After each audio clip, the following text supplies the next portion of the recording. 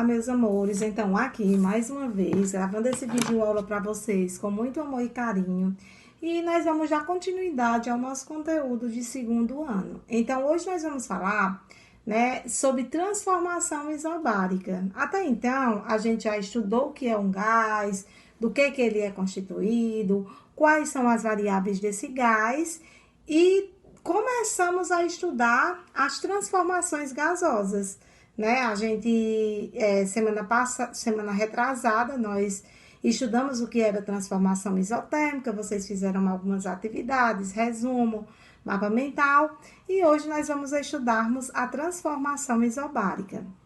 Existe uma diferença da transformação isotérmica para a transformação isobárica.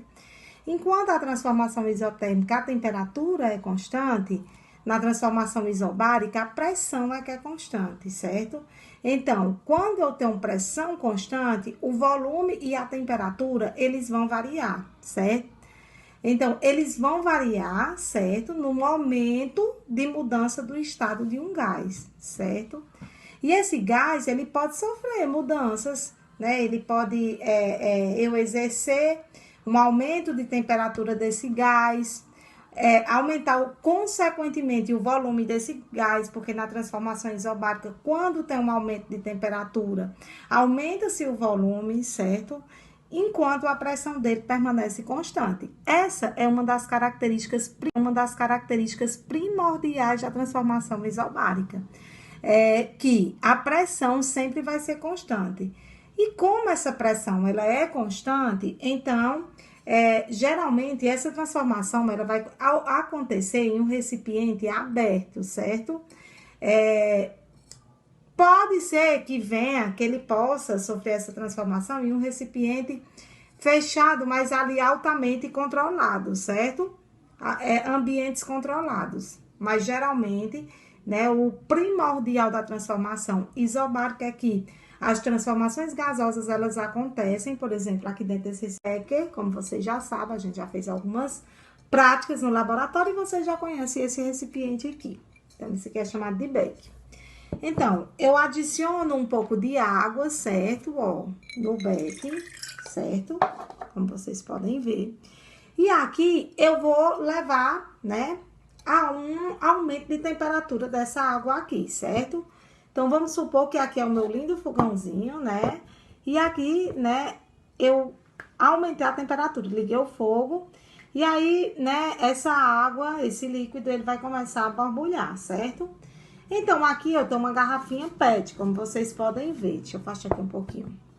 Uma garrafinha PET. Então, eu abro minha garrafinha PET, coloco meu balãozinho aqui, né? Retiro, entrou em ebulição, certo? Começou a sair bolhas, então eu retiro, pego minha garrafinha PET, coloco um balão aqui, certo? Anexado aqui na boca da garrafa para que não saia pressão. Coloco minha garrafinha PET aqui, aí pronto, vou observar.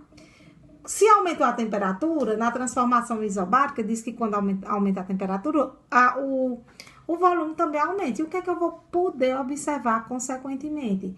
Que o meu balão, ele vai começar a encher, certo? Então, isso daqui é o que eu chamo de transformação isobárica. Quando eu aumento minha temperatura, o meu volume, consequentemente, vai aumentar.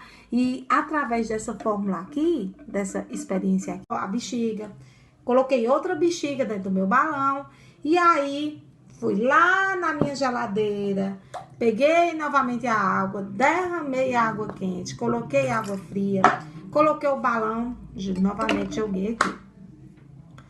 Aí, o que foi que aconteceu? Diminuiu minha temperatura, certo? Quando diminuir a temperatura, né? No caso, água gelada. Então, o que é que vai ocasionar? O meu balão, certo? Que estava aqui, já cheinho, né? Porque eu peguei, coloquei o balão já estava cheio, que eu tinha utilizado lá na minha no início, certo? E coloquei aqui dentro da água gelada. Bum! O que foi que aconteceu? O balão entrou para dentro da minha garrafinha. Por quê? Porque na transformação isobárica, se eu diminuo meu volume, certo? Eu diminuo meu volume quando minha temperatura ela é reduzida.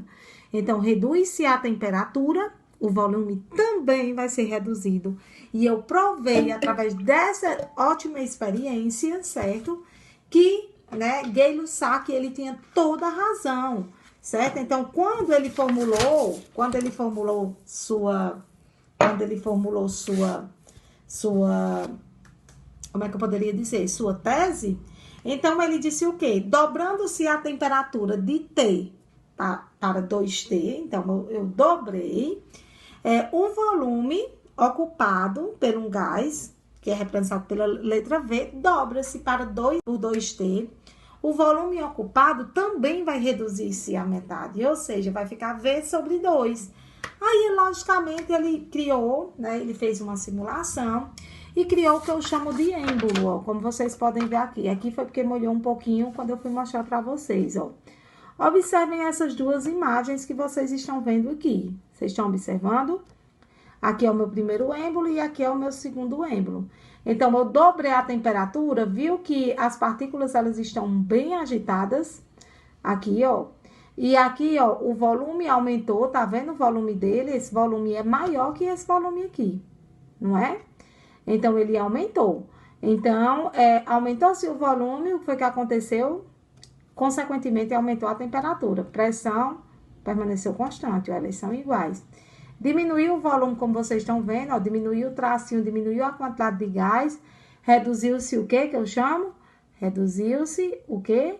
A temperatura. Ou seja, eu tirei, né, da temperatura. Né? Eu diminuí a temperatura, o meu volume, consequentemente, diminuiu, certo? E aqui, eu tenho um esboço de um gráfico, ó, para vocês observarem. Tá vendo aqui, ó, o gráfico? O gráfico aqui, ó, é uma reta, como vocês podem ver, ó. Tá vendo? Ele não é igual da transformação isotérmica, que era um hipérbole. Aqui é uma reta. Por quê? Porque à medida que um aumenta, o outro aumenta, um aumenta, o outro aumenta, e vai se formando o quê?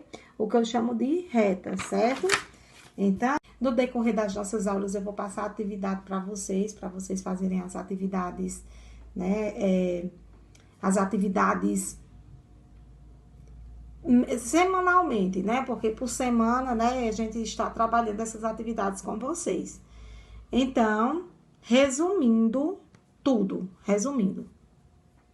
transformação isobárica. A fórmula V1 sobre T1 é igual a V2 sobre T2. Acontece em ambientes abertos. Pode existir em algum ambiente fechado, mas totalmente controlado. Volume e temperatura, elas são diretamente proporcionais.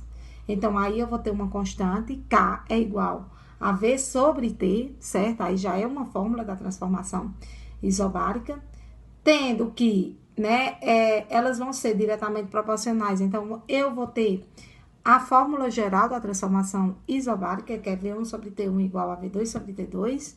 Sendo que o 1 indica o volume inicial do gás e o 2 indica o volume final do gás. O T1 indica o volume inicial do gás, o V1, e o V2 o volume final, e assim sucessivamente, ok?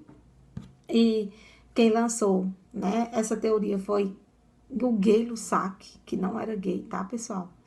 Ele não era gay, o nome dele era Gay-Lussac, só que ele não era gay, certo?